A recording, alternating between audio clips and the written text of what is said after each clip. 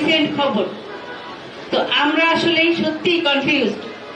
আর আমরা 13 বছর ধরে প্রতি বছরই এই গুম দিবস পালন করা, এইটা নিয়ে কথা বলা, আমরা ক্লান্ত হয়ে গেছি।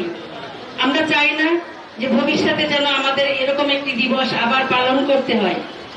আমরা বর্তমান সরকারের কাছে সুস্পষ্টভাবে জানতে চাই যে আপনারা আপনাদের গুম কমিশন, আন্তর্জাতিক ট্রাইব্যুনাল যেটাই গঠন করে থাকেন না কেন, গুমের বিষয়ে আপনারা কি করেছেন সেটা স্পষ্ট করুন।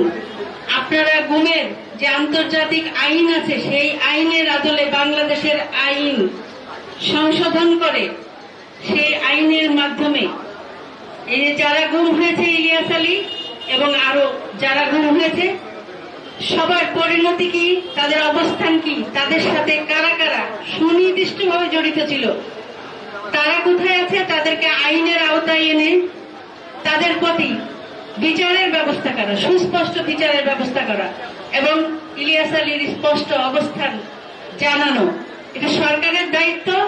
যেহেতু সরকার, বর্তমান সরকার ক্ষমতায় আছে, তাদের কাছে বিশেষভাবে অনুরোধ করব, এর একটি সমাপ্তি প্রয়োজন। সেই সমাপ্তি যেন তারা দ্রুতই করে। এ ধরনের একটি